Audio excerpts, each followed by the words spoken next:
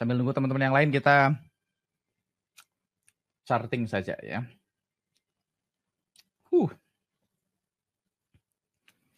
Kita mulai dari pair favorit kita semua. Euro USD, teman-teman. Euro USD climate-nya nggak jelas gitu ya. Saya pakai iTrend ya. Mana ada iTrend-nya?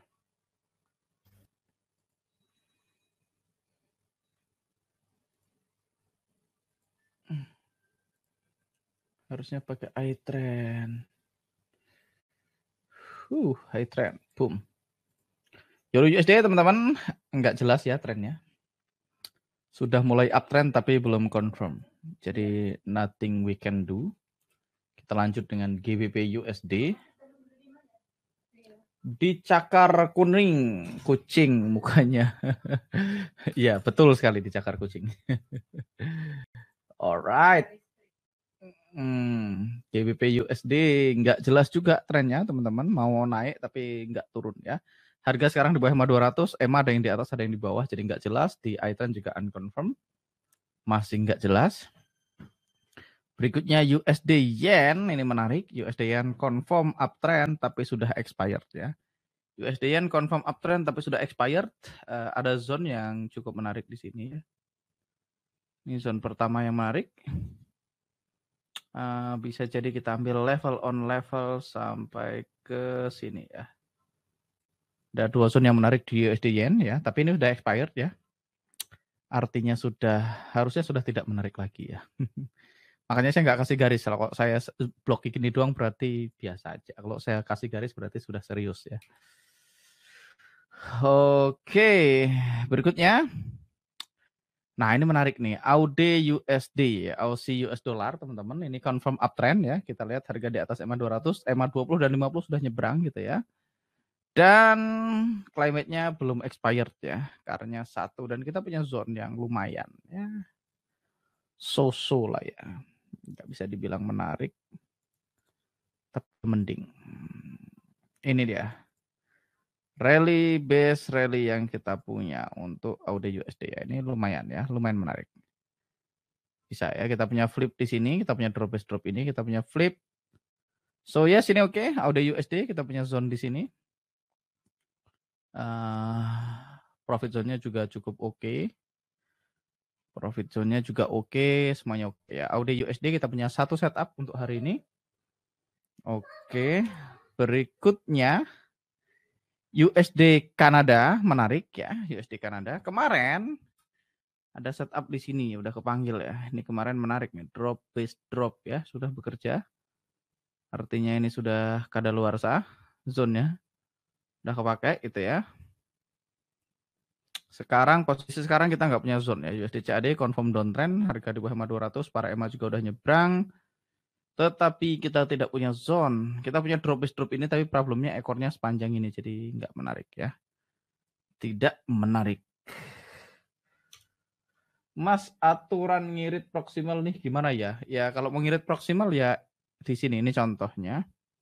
Kalau mengirit proximal entry-nya didekatkan ke body. Ini sudah expired teman-teman. USD CHF, climate-nya sudah expired. Kita punya zone terdekat di sini ya. Ini climate-nya sudah expired, jadi saya nggak kasih line ya. Kalau AUD USD tadi saya kasih line. Ini ada zone di sini, rally base rally ya. Zone-nya valid, climate-nya expired. Berikutnya, ini zone yang kemarin ya. Ini bentuknya sama kayak tadi. Ini touch TP1, sempat TP3, sampai ini ditembus ya. Sekarang NZD USD. Posisi sekarang kita nggak punya zone ya. Ini ekornya panjang sampai ke bawah sini. Dia jemput ini ya, jemput rally base rally yang ini. Ini kayaknya ada news kemarin. USD-nya. Per sekarang nggak ada zone ya, nggak menarik. Alright, Euro GBP, Euro GBP, Euro GBP, nothing we can do. Ada apa? Ada news kah? Coba.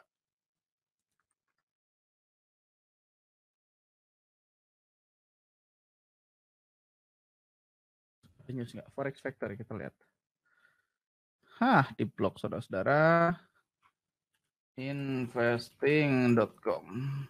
Ada pertanyaan nih Mas dari Mas Jonathan. Boleh bertanya. Kalau misalnya base-nya ada 3 candle, itu turunnya ke yang keberapa ya Mas ya? Kenapa harus turun?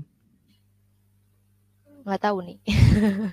Kalau misalnya base-nya Kenapa ada harus 3 turun? candle, itu turunnya ke yang berapa? Turun kemana maksudnya? Nggak perlu turun ya. Base 3 candle nggak perlu turun. Mau turun kemana? Atau mungkin kurang spesifik pertanyaannya. Oke. Kita lihat. Ada news apa hari ini? Hari ini. Oh ini ya, Euro jam 5.30 tadi ya. Yang proksimal tadi Mas. Oke, nanti kalau ada contohnya ya, tak kasih. Oh ya, GBP. Interest rate decision Maret. Oke, GBP. Bank of England 0,75%. Ya, ada news tadi high impact barusan di GBP, pantesan begini chartnya. Tapi sebenarnya nggak ngaruh sih. Kalau teman-teman trading pakai unfill order gitu ya, ya baik-baik aja, nggak ngaruh ada news atau enggak ya. Pada akhirnya kalau misalnya teman-teman entry di zone, misalnya pakai zone yang ini ya searah dengan tren ya baik-baik aja sih. Harga di bawah di atas EMA 200, para EMA di atas EMA 200 ya kita fokus buy, limitnya juga hijau, jadi buy. Nothing, nggak ada yang perlu dirisaukan dengan jenis. Saya cuma penasaran aja lihat candle hijau itu. Pada prakteknya nggak usah terlalu dipikirin newsnya. Oke.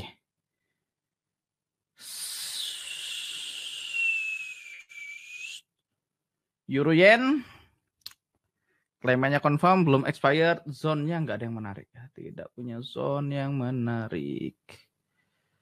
Nothing we can do.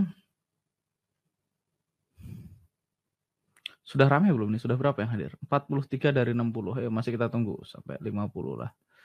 Cara hemat entry, hemat proksimal. Nah, yang pertama, saya tidak menyarankan teman-teman menghemat proksimal kecuali memang profit zone-nya nggak ada. Profit zone-nya nggak ada. Dalam kehidupan normal, saya akan tetap entry di ekor. Jadi, hal itu tidak perlu dilakukan ya, menghemat proksimal. Tadi siapa yang nanya menghemat proksimal? Mas Jonathan juga sama ya? Ya. Oh, tadi maksudnya ngirit base ini tadi urusannya sama proksimal. Betul.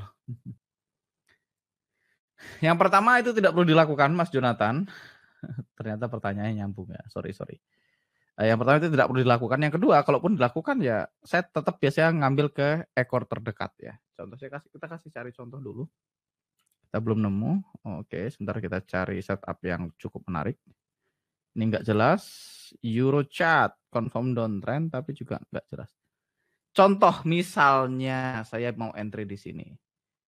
Ini kita berasumsi kita berasumsi EMA-nya nggak ada gitu ya. Kita berasumsi kita mengambil zone yang ini. Gitu di situ. Kita berasumsi kita mengambil zone yang itu, maka supaya kita bisa ngirit proksimal, kan harusnya proksimalnya ada di sini nih. Saya akan tetap nyarankan zone-nya tetap posisinya kayak gini. Proksimalnya di sini sama di sini. Tapi kalau teman-teman memang pengen ngotot, Mas, saya benar-benar pengen menghemat proksimal. Tidak bisa ditawar lagi, Mas. Harus hemat proksimal. Maka cara pertama, Mas pilih ekor yang lebih dekat. Maka Mas bisa entry di sini. Ini kan pertama di sini ya. Ini defaultnya itu di sini. Proksimalnya di sini. Kalau teman-teman aktifkan tools auto UFO atau apapun gitu atau iZone, proksimalnya akan di sini. Tapi kalau Mas memang pengen hemat, Mas bisa dekatkan ke ekor terdekat. Berarti di sini. Cara berikutnya. Ini lebih hemat. Kalau mau lebih hemat lagi, maka di ekor berikutnya. Paling hemat adalah di body dari base-nya. Jadi pilihannya adalah kita ngentry selebar ini tadi. Kalau pakai standarnya di sini ya, ekornya kita entry-nya di proksimalnya di sini, di garis yang ini. Proksimalnya standarnya di garis yang ini. Kalau mau hemat, kita pindahkan ke bodinya di sini ya. Ke body candle base yang kedua ya. Nah, itu pertama. Cara pertama ya. Cara pertama adalah langsung ambil body. Cara kedua yang dipakai sama Jeff Manson adalah dia turunkan time frame-nya sampai dia melihat formasi leg-in base, leg-out base. Jadi misalnya ini 1 jam kita turun ke 30 menit. Nah, ada nggak leg-in base, leg-out base? Di sini nggak kelihatan, kita turun lagi. Sorry. Kita turun lagi ke 15 menit. Nah, kalau dia nggak ada aturannya mau turun ke berapa selama kita bisa melihat formasi leg-in base, leg-out base. Nah, di sini kita bisa lihat di 15 menit kita bisa melihat ini ada leg-in base, leg-out base. Maka kita bisa isolate zone-nya itu segini. Ini cara yang dilakukan oleh Jeff Manson. Ya, jadi zone-nya jadi segini. Saya kasih warna orange. Zone-nya jadi situ. Nanti kita lihat leg-in base, leg-out base. Oke. Kalau misalnya mau dihemat lagi bisa nggak? Ya bisa, turunin time frame lagi. Sampai kita menemukan formasi leg-in base, leg-out base. Masih bisa hemat lagi nih di 10 menit. Kita bisa hemat lagi ke sini. Leg-in, base, leg-out, base. Nah, kalau Jeff Manson pakai cara yang ini ya. Jadi dia turunkan time frame-nya sampai dia lihat formasi leg-in, base, leg-out, base. Proximalnya diambil dari base pertama, candle pertama dari base yang kedua. Jadi kan leg-in, base, leg-out, base. Nah, base yang kedua itu kita ambil satu, candle pertama ambil bodinya itu ngambil proximalnya. Nah, ini cara Jeff Manson ya. Jadi cara Jeff Manson kita turunkan pelan-pelan time frame-nya. Which is saya nggak melakukan, tapi ini Jeff Manson melakukannya dan ya akurasinya bagus. Ini namanya picture perfection ya, leg-in base, leg-out base gitu ya. Nah, itu contohnya. Oke. Kalau kita balikin ke 60, mana tadi? Areanya jadi di situ, jadi lebih hemat lagi ya. Kita cuma ngambil segini. Gitu. Kita turunkan sampai kita bisa melihat leg-in base, leg-out base. Time frame-nya berapa kali turun mas? Sebenarnya nggak ngaruh ya. Sebenarnya nggak ngaruh. Kalau Jeff Manson dia akan turun pelan-pelan sampai dia lihat formasi leg-in base, leg-out base. Ini contohnya rally base, drop base ya, leg-in base, leg-out base sama aja. Di 5 menit juga situ-situ aja kita ngambil proximalnya. Oke. Itu versi si Jeff Manson. Sekali lagi saya nggak ngelakuin itu, teman-teman. Disclaimer, saya akan ngambil yang kelihatannya saya drop saya aja ambil aja semua karena kalau nggak kayak kepanggil malah tidak enak. Oke. Eurochart. Sekarang kita lanjut. Euro CHF menarik ya, sudah uptrend, confirm, jelas uptrend. Do we have rally base rally? Ternyata tidak ya. Kita nggak punya zone yang menarik. Zone sebelumnya di sini rally base rally ini udah bekerja dengan baik. Ini sebelumnya. Sementara ini kita nggak punya zone lagi ya. Confirm uptrend. Baru auto USD dari tadi setupnya. Euro NZD nggak jelas ya. Klaim. Menarik. GBP Yen. Sementara ini zone terdekat dengan EMA 200 adalah ini. Ini satu-satunya zone yang kita punya. Ini ya. Tapi ini kayaknya bakal di cancel ya. Kalau lihat gelagatnya bakal di cancel sepertinya. Sepertinya bakal di cancel. Rally. Tapi yang ini nggak gitu menarik ya. Jadi kita stick di situ aja. Kenapa ada order di situ?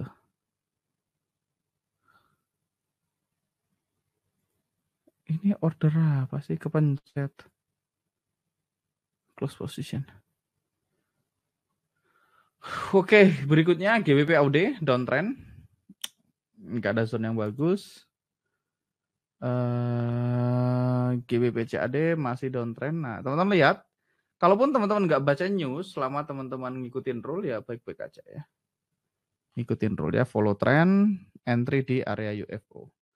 Nah ini contoh barusan GBP CHF, ini harga baru saja mantul di zone ini bekerja ya, baru aja. Ini masih menarik ya zonnya. Rally base, rally. Kalau kayak gini perlu dihemat lagi nggak mas? Kalau saya sih nggak ya, saya akan ambil seperti ini aja. Saya nggak akan berusaha hemat proximal.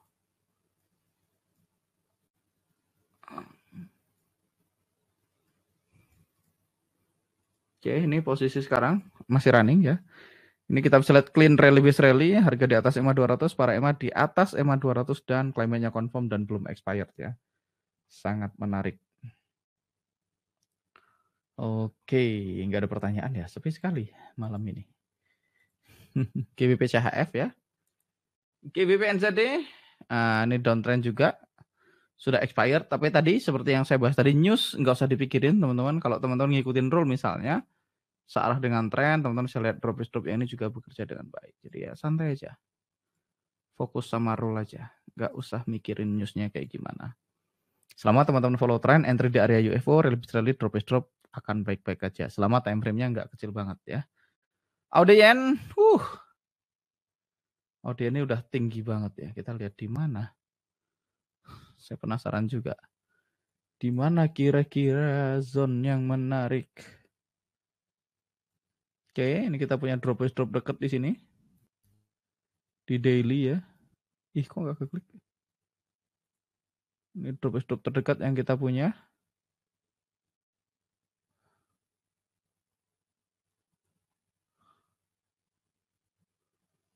Ya.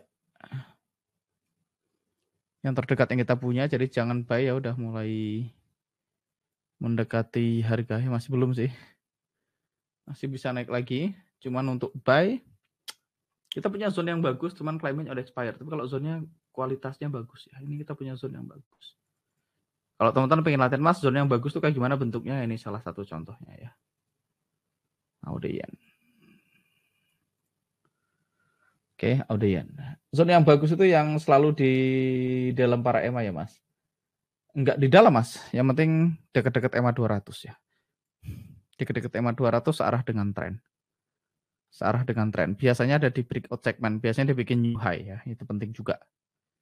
Jadi lokasinya biasanya searah dengan tren dan kalau kita punya breakout segment kayak gini misalnya, ini kan uptrend nih. Nah, maka zone-nya lokasinya di sekitaran sini. Ini tak kasih contoh. Ini kebetulan kita punya kasus yang sama. Kecuali climate-nya expired, ini lokasinya bagus ya. Teman-teman bisa lihat kita punya formasi seperti ini. Oke.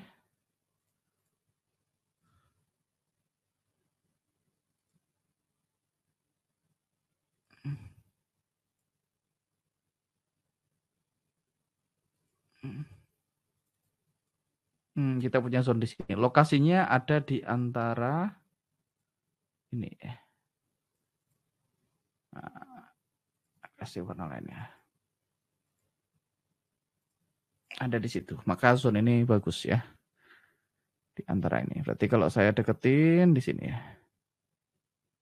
Ya, zone yang berlokasi di kotak abu-abu ini adalah zone yang bagus gitu ya. Untuk memanage plan mana yang lebih baik Mas? Modify atau cancel? Di modify itu apanya Mas Lutfi? Nah, mungkin lebih spesifik. Nih, yang Mas Arifin, Mas. Gimana sih, Mas Angga cara memilih area UFO yang paling bagus? Nah, ini Karena kan barusan ada dijelasin. banyak area. Barusan dijelasin ini. Itu yang oke baik. Ini barusan aku jelasin lokasinya. Oke. Lokasi area UFO yang bagus adalah dekat-dekat EMA 200 arah dengan tren di mana kalau kita buy, kita punya kotak kayak gini, maka areanya berada di antara kotak biru nih. Jadi dari titik tertinggi ini ke sini. Ya, ini lokasinya.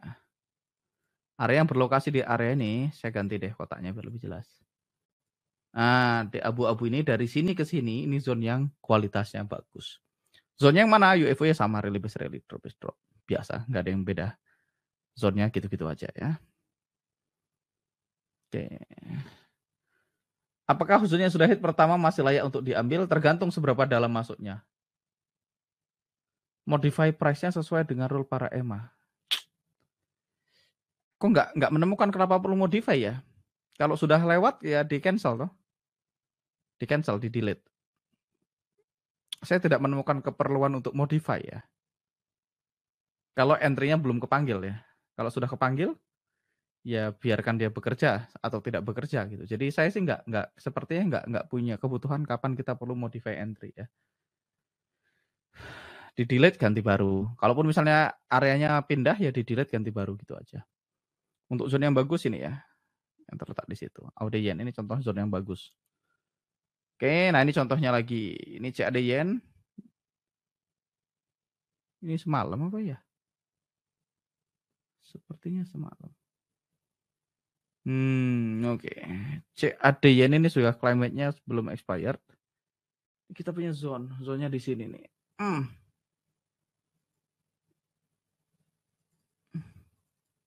Ini layak ditunggu ya.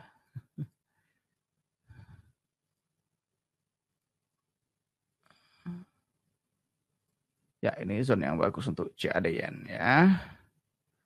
Sebelumnya zone ini bekerja dengan baik di bawah sini. Very nice ya, rally base rally. Sudah 23 menit saya masuk ke teori, habis ini udah rame. CHF yen. Enggak jelas. NZD JPY sudah expired limitnya ya, sudah nggak bijak kalau mau buy. Sudah expired, tapi kalau ditanya zone yang mana yang mas bagus ya. Pertama kita lihat EMA 200-nya. Jadi kita berubah di atas EMA 200 yang paling dekat. Yang paling dekat yang kita punya ini zone-nya. Rally base rally. Ini. Sesimpel itu. Kalau kita mau pakai rumus tadi ya simple, kita bisa bikin. Oke. Teman-teman bisa lihat kita punya PLN, harga breaking new high. Kalau kita lihat breakout segment ini, terus kita lihat high sebelumnya gitu ya, maka zone-nya berlokasi di antara ini tadi kan perjanjiannya.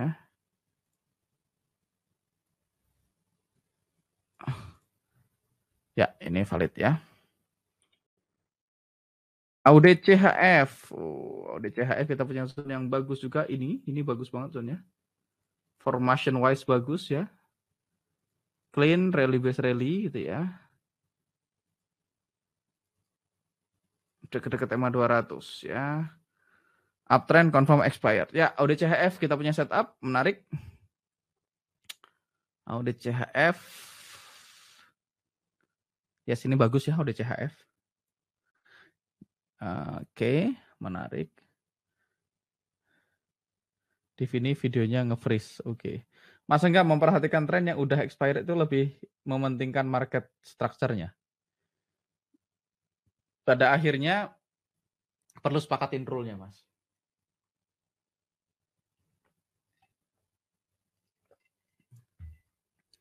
Kesepakatannya adalah apakah kita akan ngambil yang expired atau enggak. Sebaiknya enggak diambil, saran saya. Tapi kalau Mas ngeyel gitu ya, kayaknya saya pengen ngambil Mas Madu di Mas gitu ya. Nah, soalnya saya banyak ngambil yang expired dan work. Ya, kalau Mas punya datanya, ya udah nggak usah dipikirin. Sebenarnya yang penting market structure-nya kayak gini, mau expired atau enggak sih biasanya selama pakai SFC target sih dalam banyak hal akan bekerja dengan baik. Kenapa? Karena dia bikin new high. Idealnya kan gini. Ketika kondisinya kayak gini, ketika dia sudah bikin new high kayak gini, dan kita punya zone di sini, dan sudah expired gitu ya. Kalaupun dia mau balik arah, at least dia akan mantul. Jadi ya sebenarnya akan mantul sih. Walaupun dia nggak continue trennya, nggak bikin new high lagi.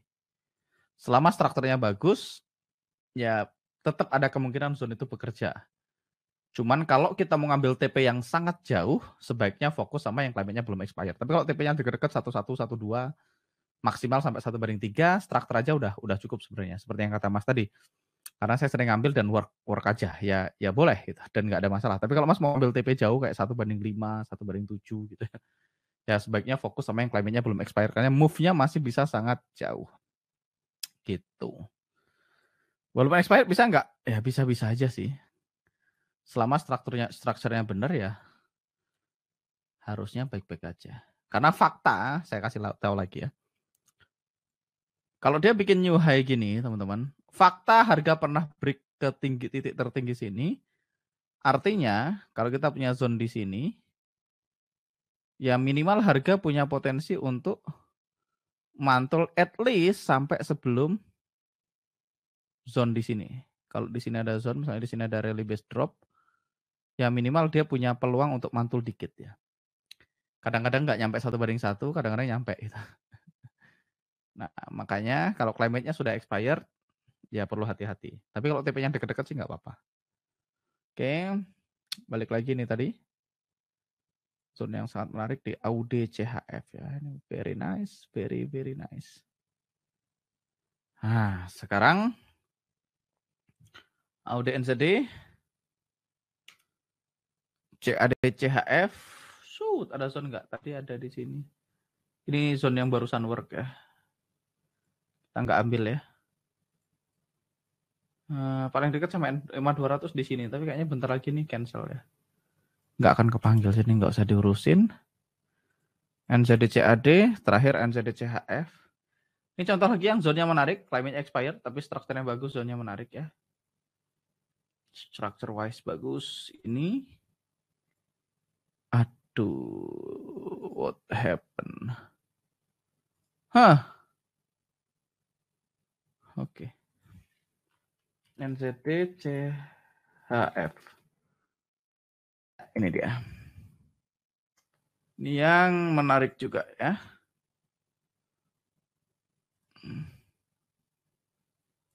Ini contoh setup yang bagus juga, tapi climate-nya udah expired. Kalau teman-teman adalah style yang climate-nya boleh expired, sama kayak Mas tadi, masih boleh diambil ya. Sama kayak Mas Made Dimas. Oke, NZD-CHF terakhir, kita akan ke gold.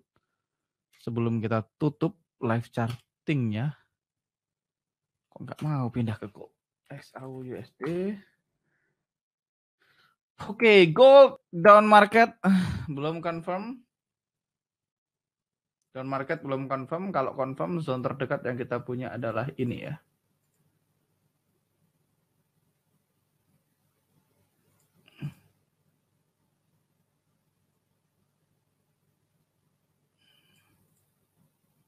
Ya.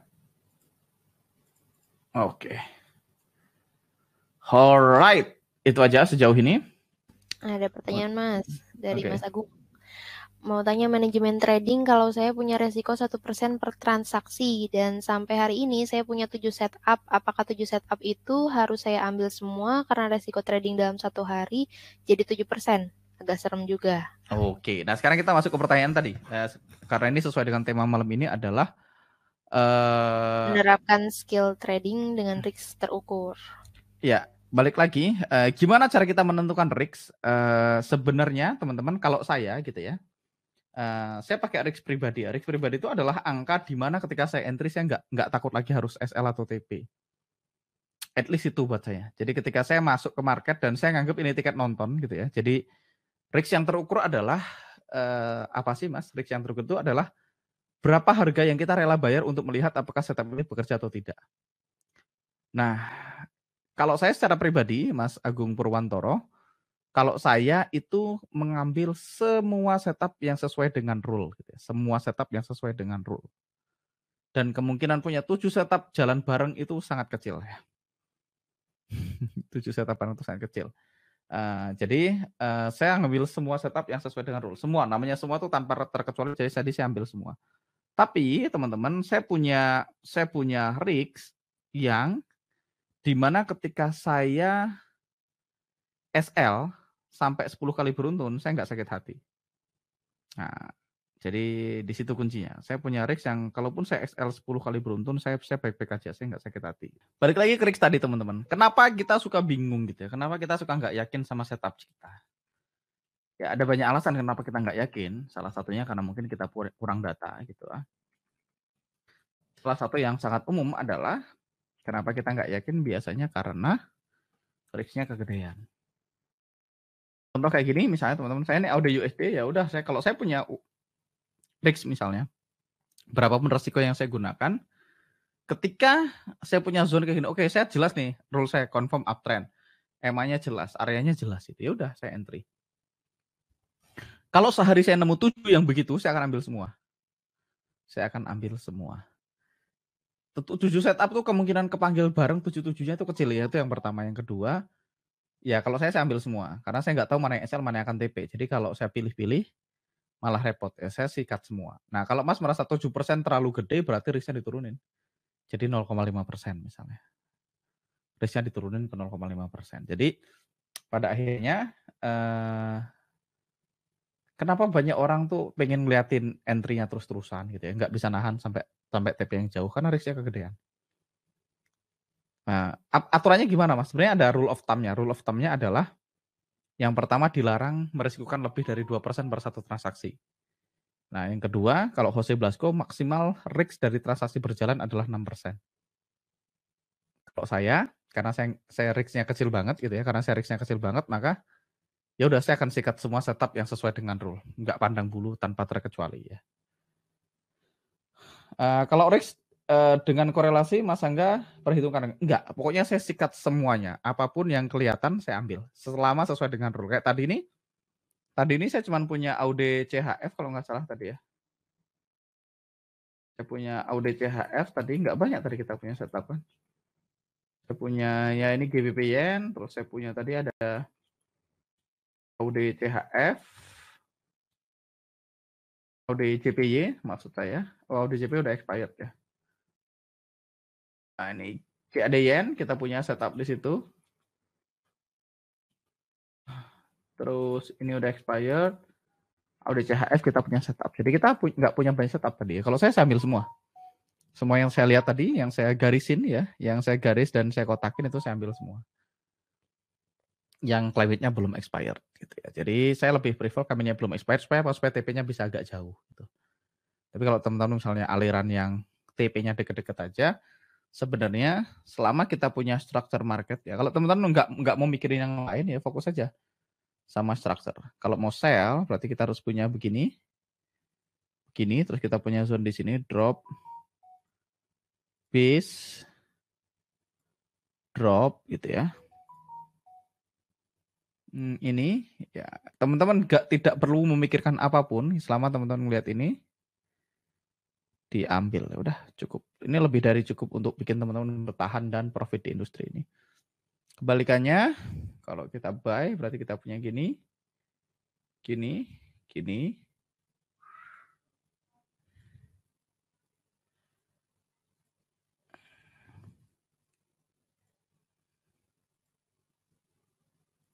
rally, kita buy. Kalau teman-teman punya dua setup ini aja, fokus sama dua setup ini, ya, di mana tadi seperti saya bahas, dia break new low, ya ini low yang di break gitu ya. Dia harus break new low gitu ya. Dia harus break ini. Untuk sell, untuk buy dia harus break new high. Oke. Maka ini udah lebih dari cukup. Kalau teman-teman cuma fokus sama dua formasi ini aja, tidak usah mikirin apapun yang ada di dunia ini. Pokoknya saat teman-teman lihat ini drop base drop kayak gini, rally base rally kayak gini, dengan formasi dia bikin new high, break new high gitu ya. Dan kita maunya immediate retest ya. Kita maunya immediate retest. Maka ini udah lebih dari cukup ya.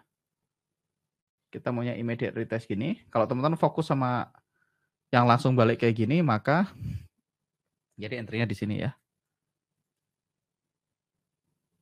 Ini sangat high probability. Yang tetap bisa bekerja tapi nggak terlalu high probability kalau nggak immediate retest. Jadi misalnya teman-teman punya kayak gini, terus gini.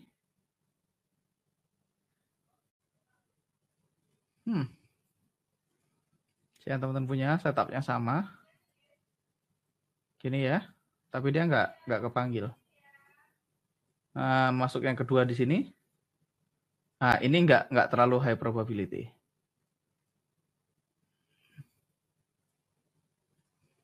Ini ya, ini nggak immediate retest. Artinya harga nggak butuh waktu lama untuk balik ke area kita dan continue. Dua setup ini kalau teman-teman cuma fokus sama dua hal ini ya. Saya kasih kotak ya ini.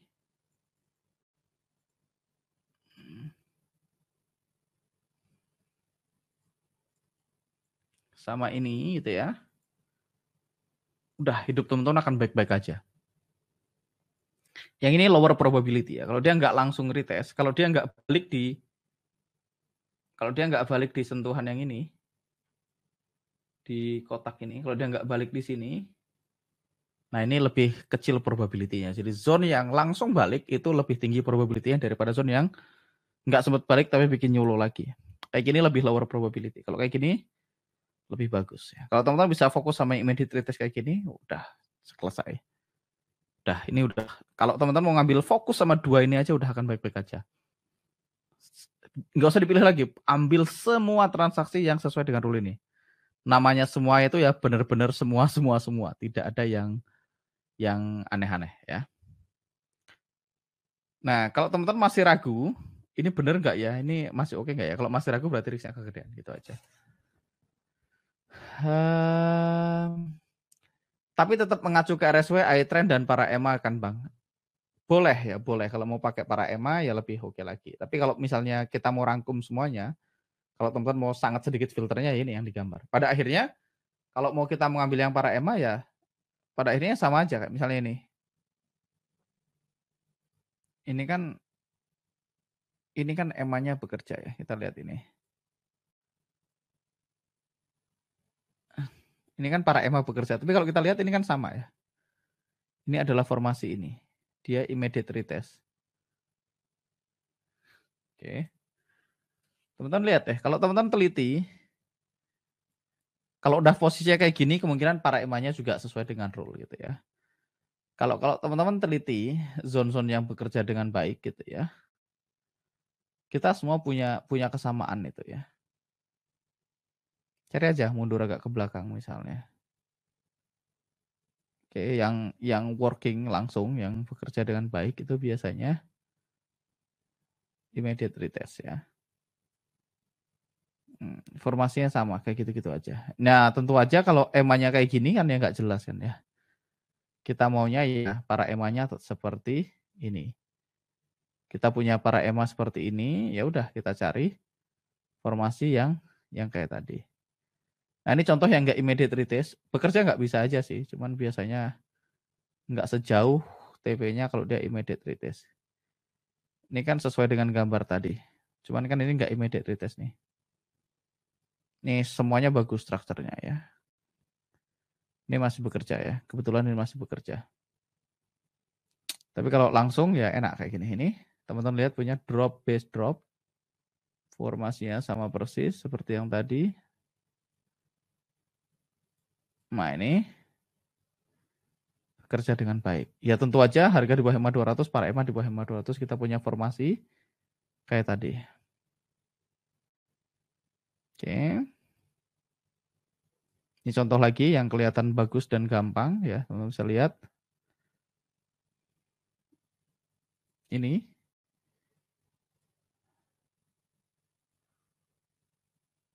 Oke. Kita nggak perlu yang itu, kita cuma perlu ini aja. Dari sini, teman-teman bisa lihat ini.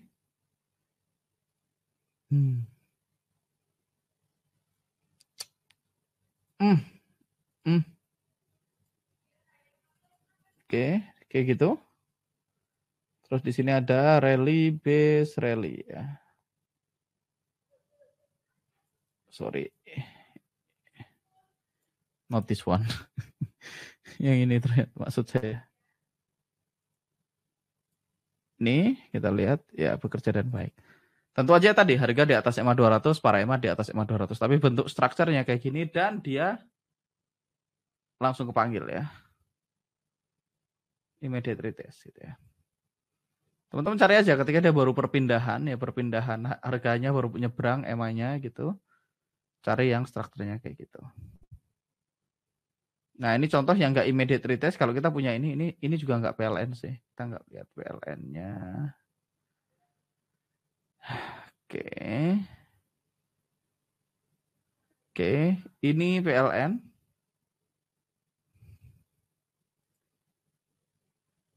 Oke, sini ya. Nah, cuman ini nggak immediate retest ya. Ini harga sempat bikin ini, ke sini terus ke sini terus ke sini. Nah, ini kurang oke. Cari lagi.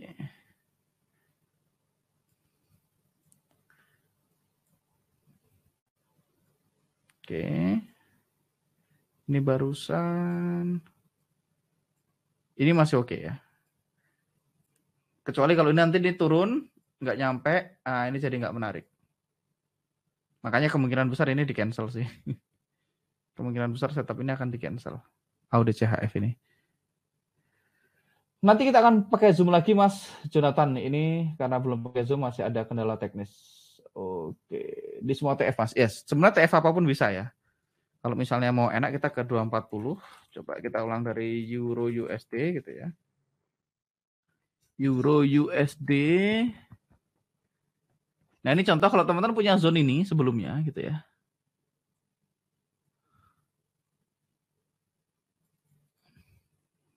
Ini kan zone yang bagus sebelumnya.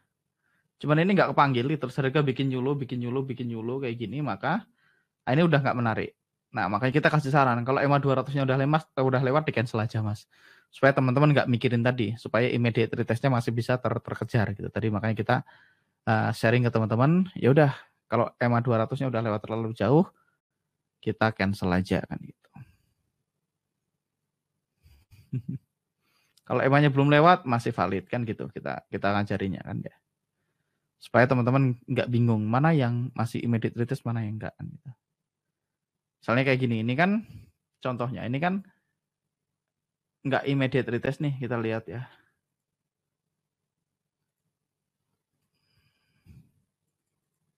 Drop base drop, harga naik, nggak kena zone kita, turun lagi. Ini akan menarik kalau ini tadi langsung kena.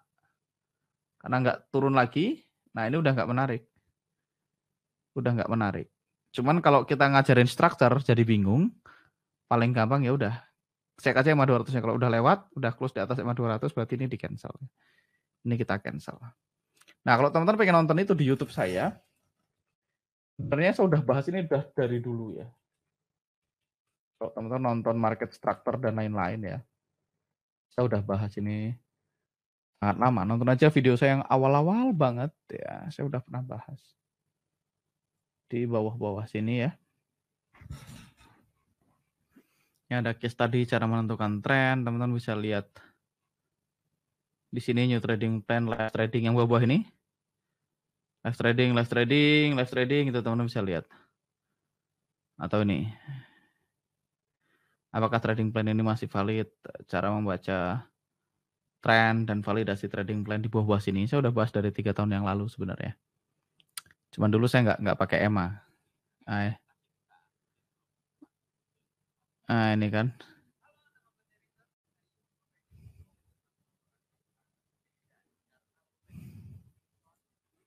Saya udah bahas dari cukup lama.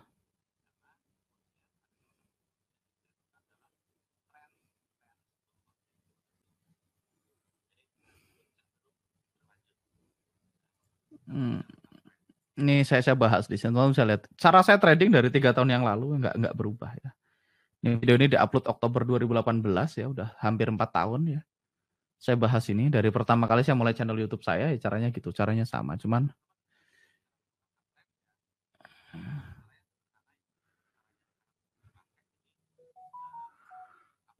ini saya bahas. Nah, teman-teman nonton di sini ya. Ada beberapa video yang awal banget. Case tadi cara membaca trading plan, apakah trading plan ini masih valid? Nah, teman-teman bisa lihat di bawah sini ya. Kalau saya terbiasa breakout langsung entry, gimana Mas? Breakout langsung entry itu apa? Buy stop atau sell stop? Mas Agus.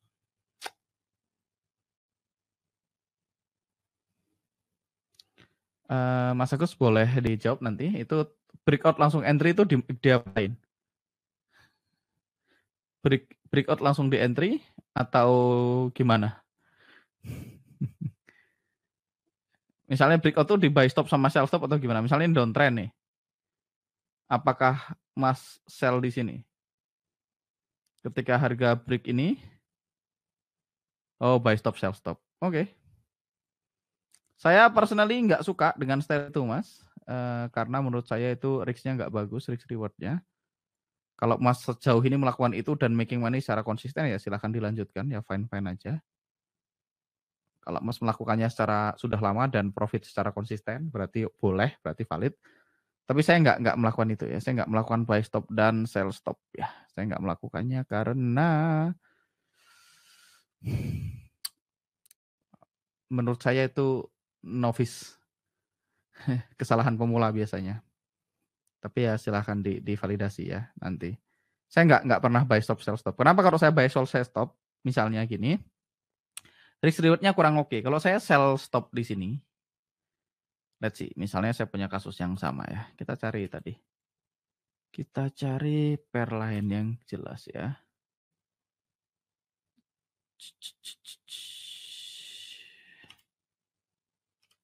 Sebentar, kita cari. Nah, ini contohnya. Ini aja. Ini contoh yang bagus ya. Saya hilangin semuanya indikatornya dulu. Kalau saya mundurin chartnya ke sini. Nah, ini kan kayak gini ya. Ini posisinya kita bikin begini. Oke. Nah, ini kan dia udah break nih, low-nya, low yang ini. Sudah di break.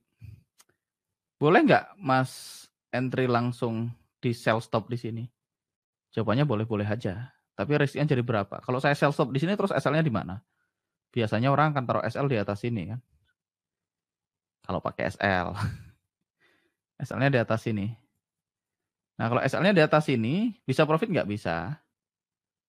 Nah, ini faktanya profit kan gitu. Sekarang harga di sini.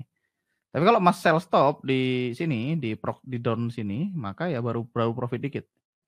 Sedangkan risknya selebar ini. Tapi kalau saya nunggu harga koreksi ke area UFO, ke area drop base drop, maka risk saya segini. Satu, saya entry dapat harga lebih bagus ya, saya dapat harga lebih mahal kalau nge-sell, jadi lebih bagus. Berikutnya, resiko saya lebih pendek. Sehingga move segini saya udah profit banyak. Kita lihat yang lagi, misalnya yang ini. Misalnya ini kayak gini kasusnya. Kalau Mas breakout, misalnya kita pakai area ini atas ini. Ini kan harga di break nih. Misalnya Mas pakai buy stop, berarti Mas akan buy stop di sini.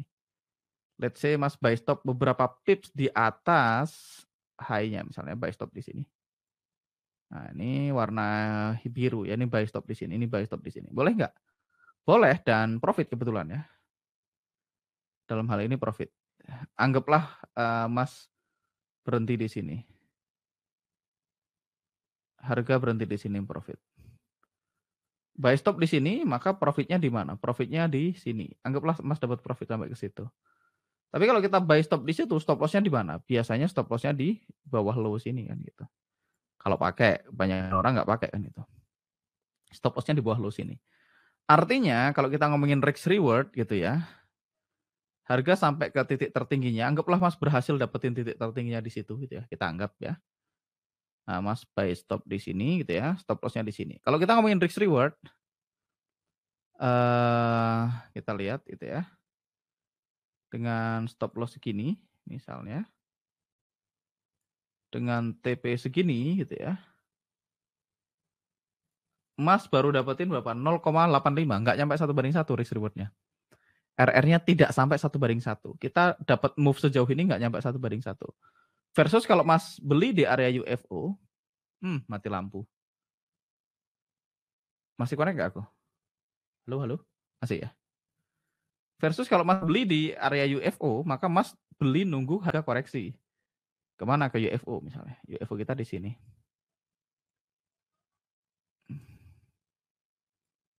Mas akan beli di sini. Kalau beli di situ, stop loss-nya di mana? Stop loss-nya deket-deket sini. Dengan move yang sama, pertama kita beli dapat harga lebih murah, dengan kedua stop loss kita lebih pendek. Dengan move yang sama, kita bisa dapetin risk reward yang jauh lebih bagus. Ya. Kalau kita lihat stop loss kita di sini misalnya, sama-sama dapat segini.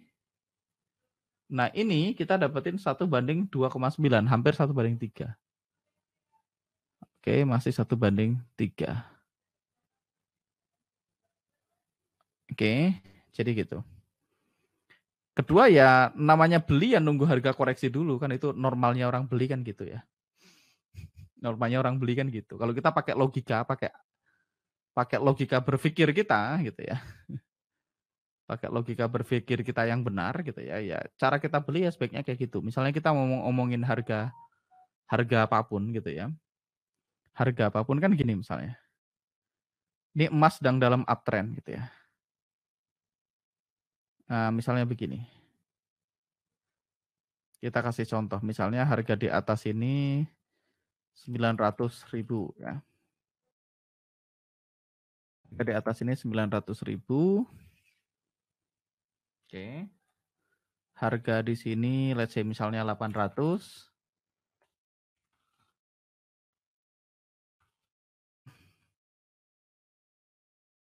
Oke, misalnya di sini 700 gitu ya. Sekitar per 100.000 aja biar bisa dipahami. Dan di sini let's say 600.000. Kalau kita orang yang pengen investasi emas gitu ya. Investasi emas, maka kita akan beli ketika harga koreksi ke area harga murah. Nah, kalau dalam kasus tadi biasanya kita punya rally base rally di sekitaran sini. Rally base rally di sini. Anggaplah ini harganya 750.000. Secara logika, kalau misalnya harga emas sekarang 600.000, tiba-tiba besok harga naik ke 800, terus turun ke 700, terus habis itu break ke 900, maka kalau kita pengen beli, idealnya kita tunggu harga turun lagi ke area sini, baru kita beli untuk dapetin move ke atas. Kita belinya di sini. Idealnya kita belinya di sini. Logika berpikir kita. Kan kita nggak akan buy breakout. Harga 600 ke 800 ke 700, break ke 900. Misalnya kayak gini nih, di posisi sekarang, harga sudah tembus 900, sudah sempat koreksi ke 750. Maka kita pengen beli di mana? Ya kita pengen beli ketika harga turun lagi, koreksi dikit, lebih murah, baru kita beli lagi dengan harapan kita dapetin move ke atasnya. Kan gitu. Kita tunggu harga turun ke sini, ke 800.000. Oke. Untuk kita beli lagi. Kan kita nggak akan buy breakout di kehidupan nyata. Kalau kita adalah emak-emak yang punya duit pengen nyekolahin anaknya, kan kita nggak akan iseng beli di sini. Ini kan 900 nih.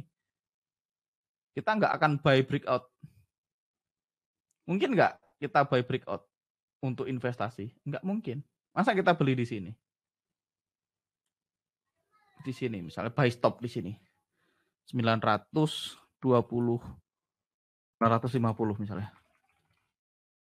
Mungkin nggak kayak gitu. Kecil kemungkinannya. Di kehidupan nyata itu jarang banget dilakukan. Misalnya saya adalah toko emas gitu ya. Ini adalah emak-emak yang punya anak gitu. Kita tahu nih harga emas pergerakan. Emas kan naik dari 600.000 naik ke 800, turun ke 700, naik ke 900, turun ke 750, naik ke 900. Begitu emas turun ke 750, harusnya kita beli di harga sini, beli waktu murah. Mungkin nggak kalau harga tertinggi kemarin 900 gitu ya.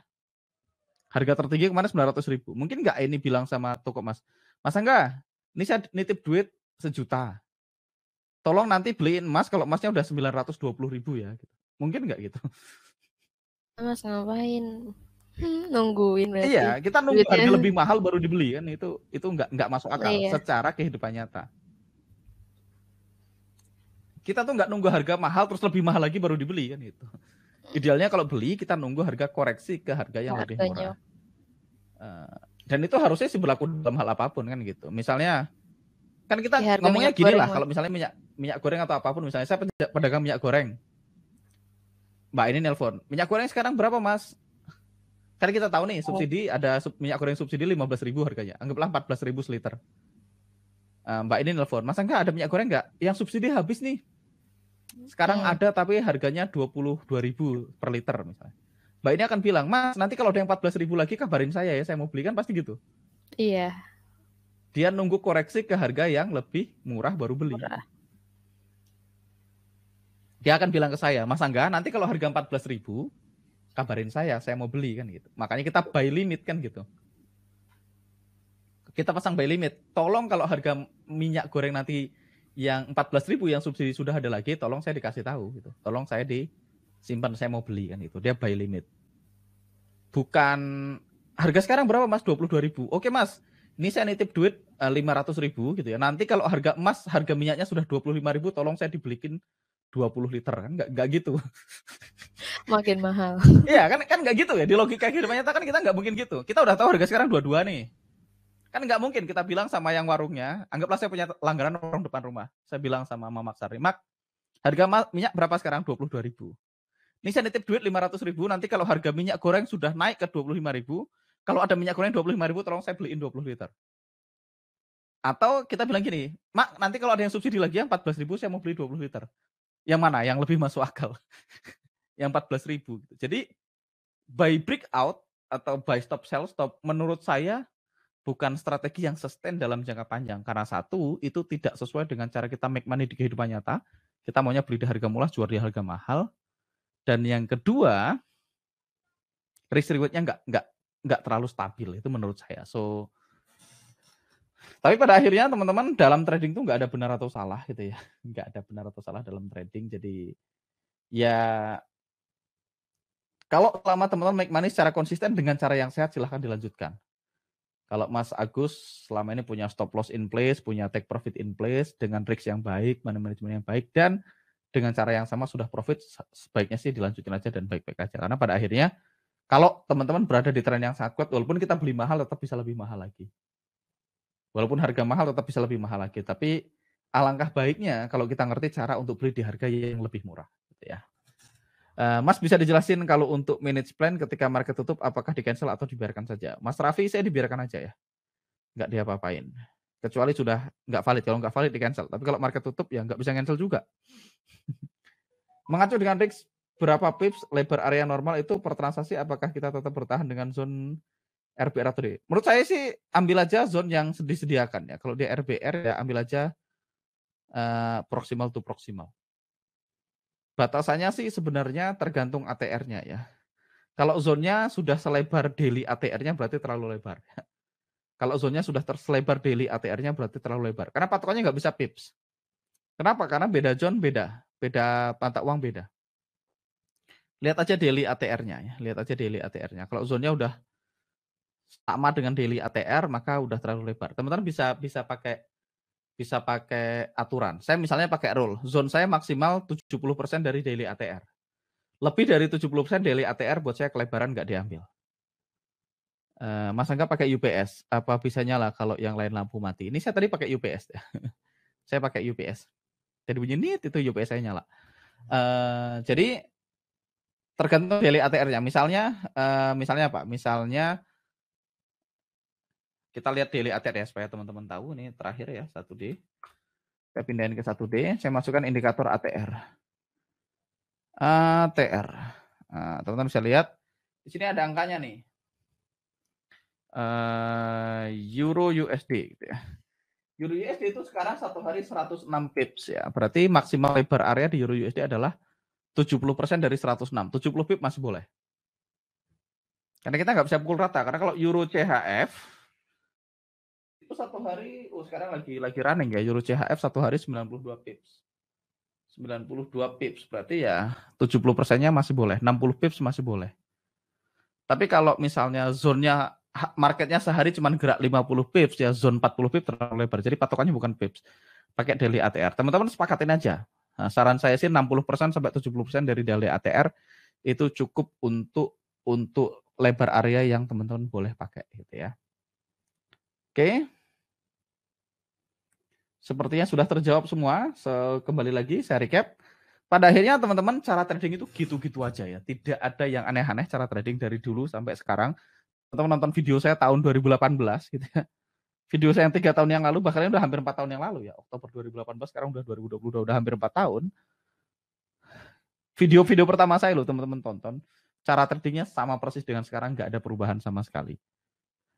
Artinya ya sama aja. Kalau teman-teman sampai ragu, ini gimana, berarti risknya kegedean. Jadi carilah risk yang terukur. Terukur itu gimana? Terukur itu adalah ketika teman-teman punya 10 SL beruntun, teman-teman baik-baik aja. Anggap itu sebagai tiket nonton. Ya, saran saya ambil semua setup yang sesuai dengan rule, dengan risk yang terukur. Artinya ketika 10 kali SL beruntun, teman-teman baik-baik aja. Kalau udah berarti sisanya udah oke. Kalau teman-teman sampai masih ragu, berarti risknya kegedean. Oke, itu aja teman-teman untuk live malam ini. Sudah 1 jam. Kita akhiri. Thank you Mbak Aini sudah menemani. Thank you Mas And Angga. see you on the next live. Thank you teman-teman semua. Bye-bye.